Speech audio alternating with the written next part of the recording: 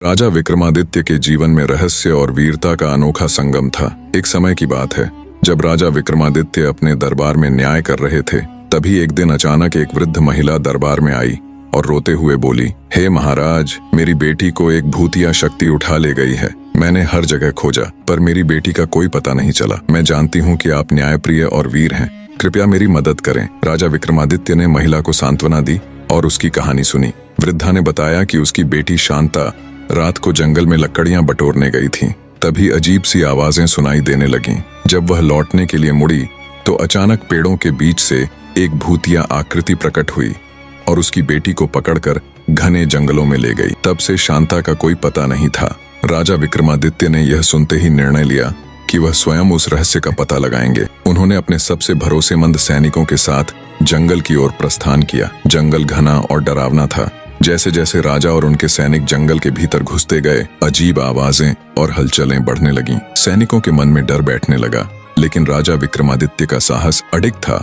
आखिरकार राजा और उनके सैनिक एक गहरे कुंड के पास पहुंचे, जहां से रहस्यमयी रोशनी निकल रही थी। उसी कुंड के किनारे पर कुछ अजीब चिन्ह बने हुए थे जो किसी तांत्रिक क्रिया का संकेत देते थे। राजा ने अनुमान लगाया कि यह किसी तंत्र मंत्र का खेल हो सकता है। उन्होंने अपने सैनिकों को वहीं रुकने का आदेश दिया और अकेले उस कुंड के पास गए। जैसे ही राजा कुंड के पास पहुंचे, अचानक एक भीषण हवा चली और कुंड के बीच से एक विशाल भूतिया आकृति प्रकट हुई। वह आकृति एक राक्षसी की थी जो विकराल रूप में राजा के सामने खड़ी हो गई। उसने गर्जना करते हुए कहा, राजा विक्रमादित्य, तुम यहाँ क्यों आए हो? क्या तुम नहीं जानते कि यह स्थान मृत्यु का द्वार है? यहाँ से कोई जीवित नहीं लौटता।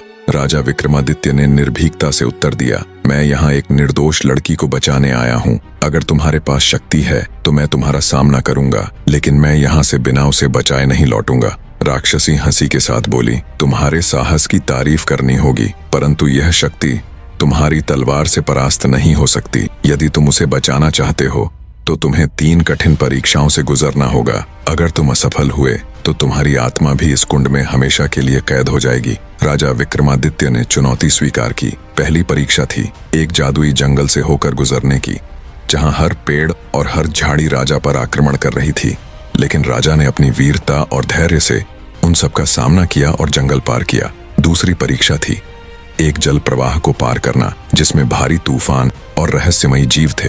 राजा ने अपनी बुद्धिमानी और साहस से उस कठिनाई को भी पार किया।